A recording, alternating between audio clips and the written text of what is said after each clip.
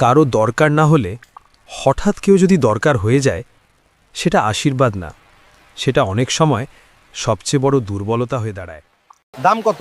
একটু কমান। এইদিকে আসো, তাজা মাছ। এই গল্পটা ঠিক সেরকম। দাম কত?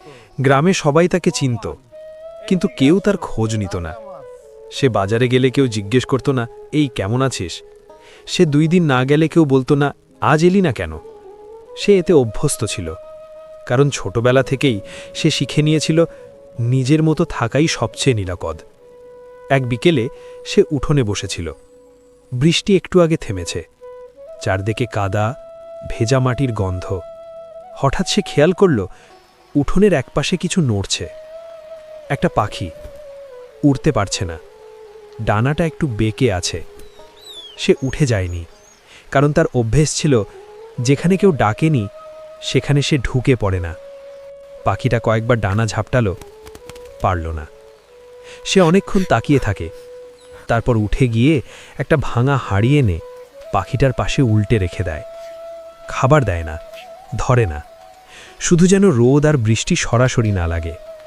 তারপর আবার নিজের জায়গায় বসে পড়ে। সন্ধে নেমে আসে, পাখিটা তখনও উঠোনেই আছে। রাতে সে ঘরে ঢোকে, দরজা বন্ধ করে না। পরদিন সকালে উঠে দেখে পাখিটা এখনও আছে। এই জায়গায় তার ভেতরে একটু অস্বস্তি হয়, কারণ তার জীবনে এমন কেউ ছিল না যে তার না থাকলেও একই জায়গায় পড়ে থাকত। দিন যায়, পাখিটা একটু একটু করে ভালো হয়, ডানা নড়ে, কখনো উড়ে আবার পড়ে যায়। সে কখনো পাখিটাকে ধরেনি, নাম দেয়নি, খাঁচায় রাখেনি। সে শুধু উঠোনে থাকত, আর পাখিটা থাকত তার আশেপাশে। কিছুদিন পর পাখিটা ঠিকভাবে উড়তে পারে, কিন্তু আশ্চর্য ব্যাপার, পুরোপুরি চলে যায় না। উড়ে গিয়ে আবার উঠোনেই এসে বসে। পাশের লোকেরা মজা করে বলে, পাখি পুষছিস নাকি? সে মাথা নেড়ে বলে না, কারণ সে জানত পোষা মানে দরকার হওয়া, আর সে কোনোদিন কারো দরকার ছিল না। একদিন সে হঠাৎ অসুস্থ হয়ে পড়ে।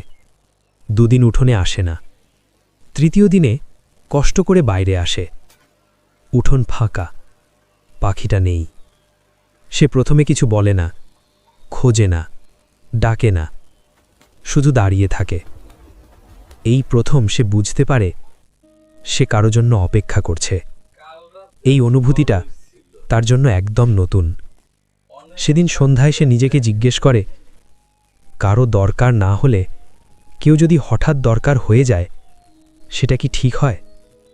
সে উত্তর পায় না, কিন্তু এটুকু বুঝে যায় যে পাখিটা চলে গেছে সে শুধু একটা পাখি ছিল না, সে ছিল এমন একজন যার কাছে এই মানুষটার থাকা একটু হলেও গুরুত্বপূর্ণ ছিল। পাখিটা যেদিন উঠোনে এলো না, লোকটা সেদিন আর বসে থাকেনি। সে প্রথমবার উঠোন ছাড়িয়ে এদিক ওদিক তাকালো। কোনো ডাক দেয়নি, কোনো শব্দ করেনি। সে শুধু খুঁজছিল, যেন না খুঁজলেও কিছু একটা পেয়ে যাবে। পুকুর পাড়ে গেল, ওখানে প্রতিদিনই সে বসে থাকত। পাখিটা সেখানে ছিল না। সে রাস্তার ধারে দাঁড়িয়ে কিছুক্ষণ দেখল। গাছের ডালগুলো ফাঁকা, কোনো নড়াচড়া নেই। এই জায়গায় তার মাথার ভেতর একটা অদ্ভুত চিন্তা ঢুকে গেল। ও কি আর আসবে না? এই প্রশ্নটা তাকে অস্বস্তিতে ফেলল, কারণ সে জীবনে কখনো কারো কাছে এমন প্রশ্ন করেনি। সে কখনো কারো ফেরার অপেক্ষা করেনি। সেদিন সন্ধ্যায় সে উঠোনে বসে রইল, অকারণ। সে নিজেও জানত না কেন বসে আছে। রাত হয়ে গেল, পাখিটা এলো না, পরদিনও এলো না। 3য় দিন পাশের বাড়ির একজন বলল, কাল রাতে ঝড় হয়েছিল, অনেক পাখি আর দেখা যায় নাই। লোকটা কিছু বলল না, কিন্তু কথাটা তার ভেতরে আটকে গেল। ঝড়। সে মনে করার চেষ্টা করল, ঝড়ের রাতে পাখিটা কোথায় থাকতে পারত। তার উঠোনে কোনো আশ্রয় ছিল না, সে শুধু একটা হাঁড়ি উল্টে রেখেছিল। এই ভাবনাটা তার বুকটা চেপে ধরল। সে নিজেকে বোঝাতে চাইল, আমি তো কিছু করিনি, আমি তো দায় নিইনি। কিন্তু এইবার এই কথাগুলো আর হালকা লাগল না। কারণ যদি দায় না থাকত তাহলে এত অস্বস্তি হতো না। সেদিন রাতে সে ঠিকমতো ঘুমাতে পারল না। বারবার মনে পড়ছিল পাখিটা যখন উড়ে এসে আবার উঠোনে বসত। সে তখন কি করত? কিছুই না।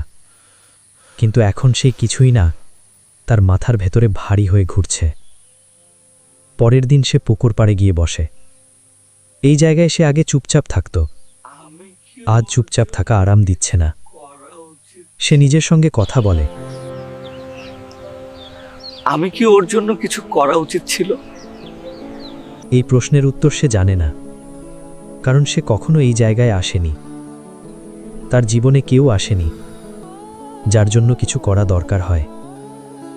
কিন্তু এখন একটা পাখি চলে যাওয়ার পর তার মনে হচ্ছে হয়তো দরকার না হলেও কিছু করা যেত। সন্ধ্যের দিকে সে বাড়ি ফেরে। উঠোন ফাঁকা। সে হাঁড়িটা তুলে নেয়, ভেজা মাটি পরিষ্কার করে। এই কাজটা সে আগে কখনো করেনি।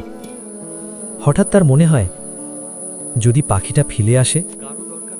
এই ভাবনাটা তাকে চমকে দেয়, কারণ এই প্রথম সে কারো ফেরার কথা ভাবছে। পরদিন সকালে সে উঠোনে বসে থাকে, অপেক্ষা করে। এই অপেক্ষা তার জন্য নতুন।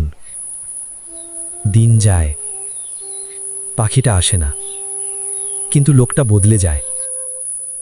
সে পাশের মানুষদের সঙ্গে কথা বলতে শুরু করে, কারণ সে বুঝেছে চুপ করে থাকা সবসময় নিরাপদ না।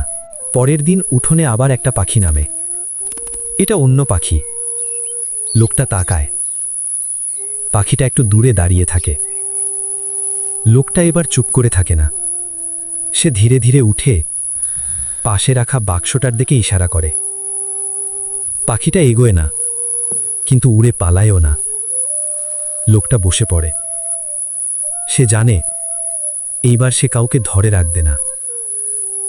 সে শুধু থাকার জায়গাটা খুলে রাখবে, কারণ সে বুঝে গেছে কারো দরকার না হলেও কারো পাশে থাকা যায়। আর কখনো কখনো এইটুকুই সবচেয়ে বড় কাজ। আপনার জীবনে কি কখনো এমন কেউ এসেছে যে দরকার না হয়েও খুব গুরুত্বপূর্ণ হয়ে গিয়েছিল? এমন গল্প যদি আরও শুনতে চান তাহলে এখনই সাবস্ক্রাইব করুন। নতুন গল্প আসবে নিয়মিত।